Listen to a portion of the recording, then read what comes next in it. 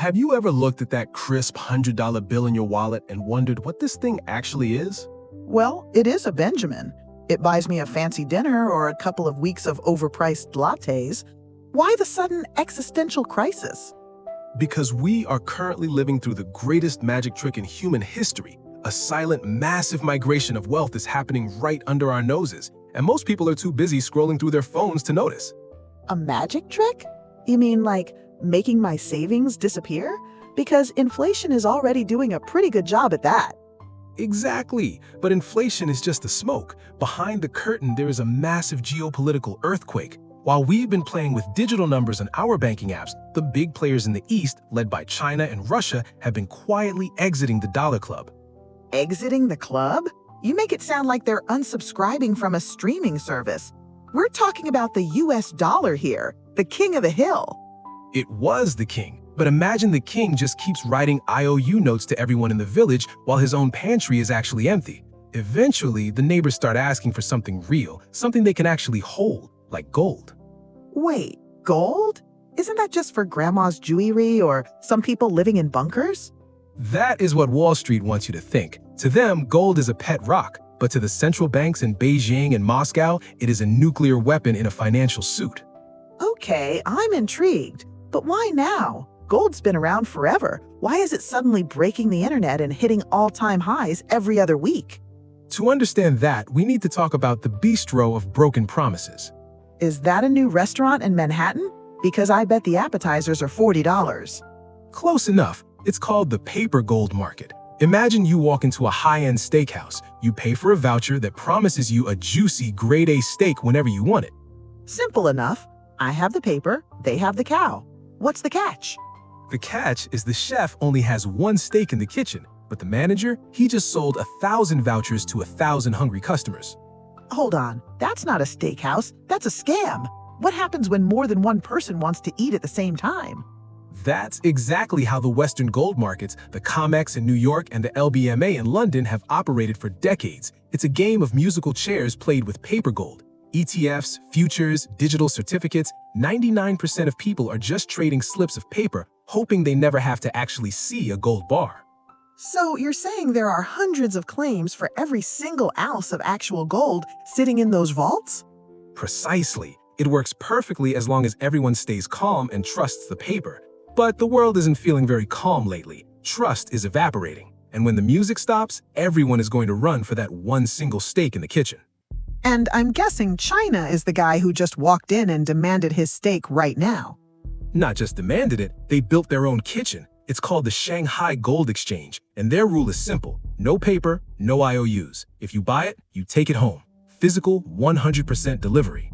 That's a direct punch to the face of Wall Street's magic paper system, isn't it?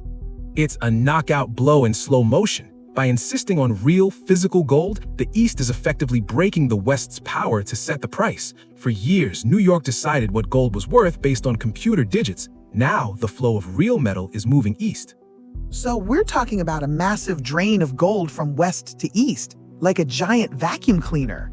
Exactly. It's called arbitrage, but let's just call it the Great Vault Emptying. Smart investors are buying cheap paper gold in London, demanding the physical bars and shipping them to Shanghai to sell for a fat profit. And let me guess, the vaults in the US and UK are starting to look like my fridge at midnight. Empty? Pretty much. And the managers of the Western system are panicking. They're raising fees, creating red tape, doing anything to stop people from taking their gold out. There are even reports of the US leasing gold from India just to make the shelves look full for the auditors. Leasing gold? That's like borrowing your neighbor's lawnmower just so the neighbors think you're productive.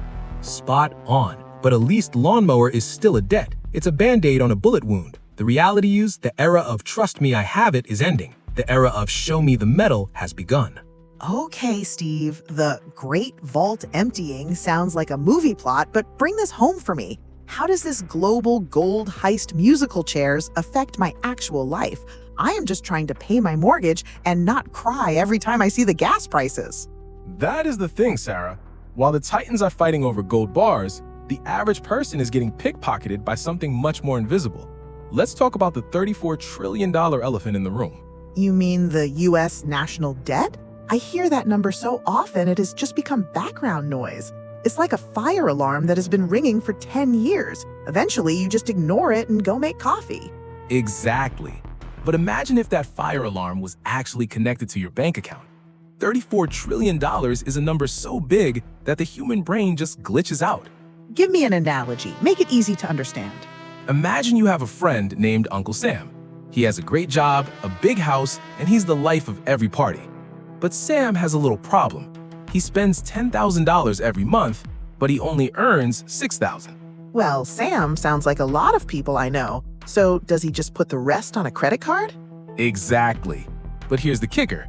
Sam's credit card has no limit, and every time the bill comes due, instead of paying it off, he just issues a new credit card to pay for the old one. He's been doing this for decades.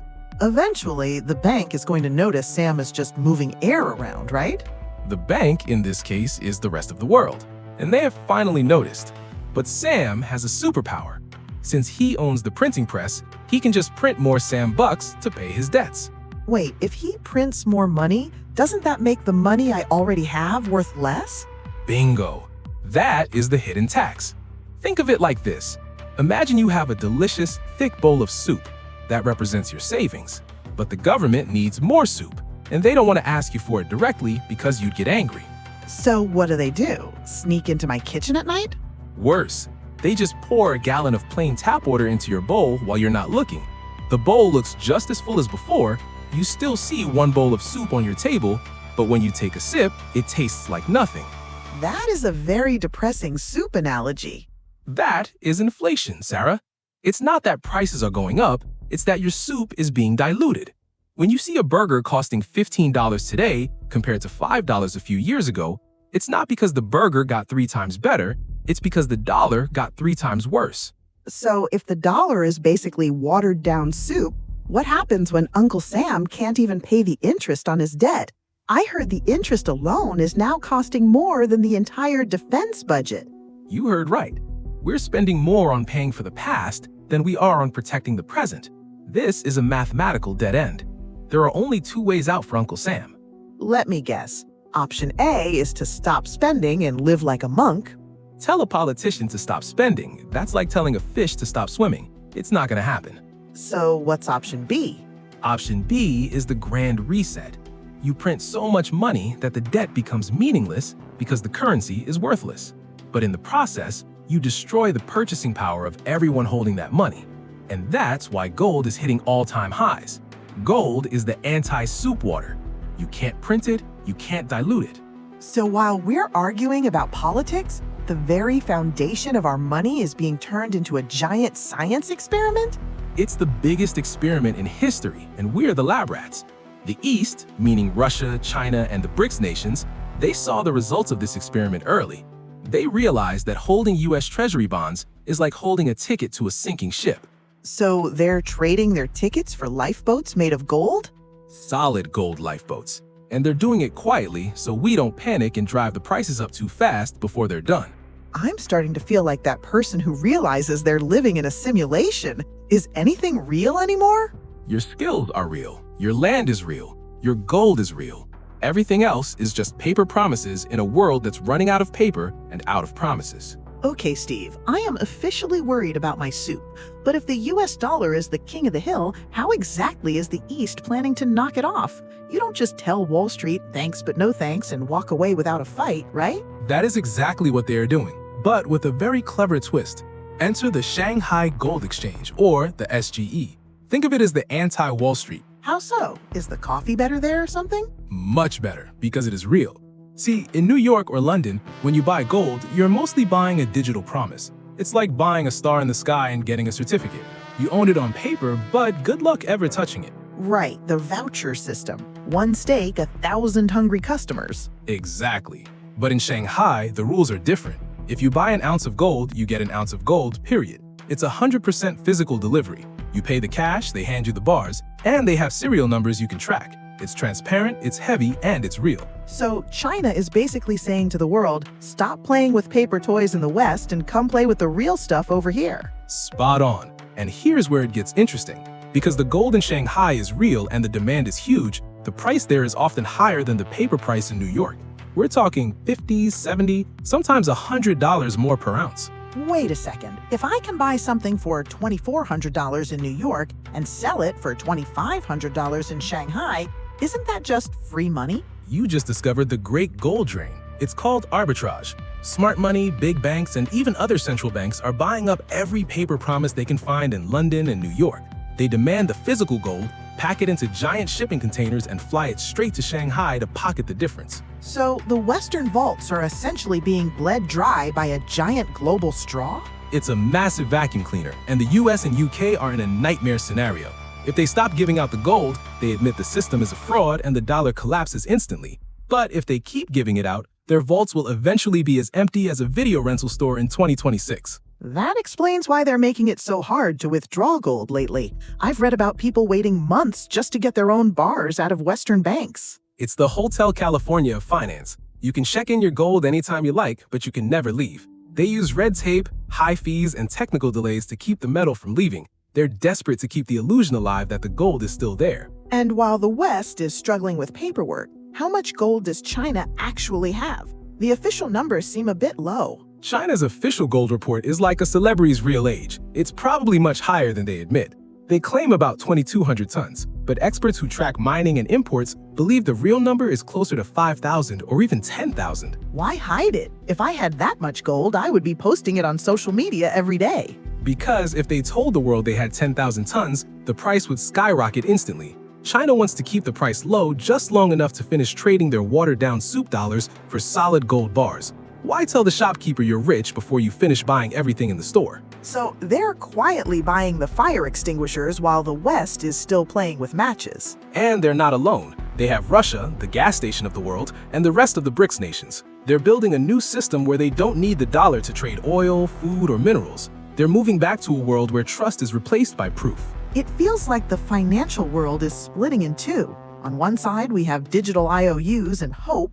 On the other, we have heavy metal and reality. Which side wins in the long run? History is very clear on this. Every single paper currency in the last 1,000 years has eventually gone to zero. Gold is the only one that has never failed. The money move is not a prediction anymore. It's happening right now. So if history is repeating itself and the paper walls are crumbling, what happens to the rest of the world? I mean, not everyone lives in the US or China. What about the smaller currencies? That is where it gets truly messy, Sarah. When the giants fight, it is the grass that gets trampled. As the dollar fluctuates wildly against gold, smaller nations that are buried in dollar-denominated debt are walking into a trap. We have already seen the dominoes starting to fall in places like Turkey and Argentina. It's a chain reaction. People lose faith in their local money. They rush to buy dollars or gold, and that just makes their local currency collapse even faster. Exactly. It's a death spiral. And the response from central banks lately, it's not to fix the soup, but to digitize it. They're rushing to launch central bank digital currencies, or CBDCs. Wait, isn't that just Bitcoin, but controlled by the government? Not quite. Bitcoin has a limited supply. CBDCs are just the same watered-down paper soup, but in a digital bowl that allows the government to track every single spoon you take. It is the ultimate attempt to save a failing system by adding more control. But if a digital dollar is not backed by anything real, it is still just a faster version of a disappearing promise. This all sounds pretty dark, Steve. Are we just supposed to sit here and watch our purchasing power evaporate like a puddle in July? Not at all. This isn't about panic. It is about preparation. The world as we knew it for the last 50 years, a world of peace and stability under a single dominant currency, is changing. But change also brings opportunity for those who can see through the fog. So what's the play? Do I just go buy a gold bar and bury it in my backyard? You could, but the real play is education. Understand that in a world of digital illusions, physical assets are king. Whether it's gold, real estate, or most importantly, your own skills. Things that cannot be printed or deleted with a keystroke. It's about moving back to reality, back to things that have intrinsic value. Precisely. We are witnessing the birth of a new era. A world where value is based on what you actually have, not what you promise to pay later. The era of paper is closing. The era of truth is opening. You know, I came into this conversation worried about my latte prices, but I'm leaving with a completely different perspective on the world. That's the first step, Sarah. Once you see the magic trick, you can never unsee it. And once you understand the moves, you stop being a spectator and start being a player. If you found this breakdown helpful, or if it made you rethink what's sitting in your bank account right now, do us a favor. Hit that like button and share this with someone who's still trusting the paper. And we want to hear from you in the comments. Are you holding on to the paper, or are you making your move toward real assets? Let's start the conversation down below. Thanks for watching, and we'll see you in the next one when the next move happens.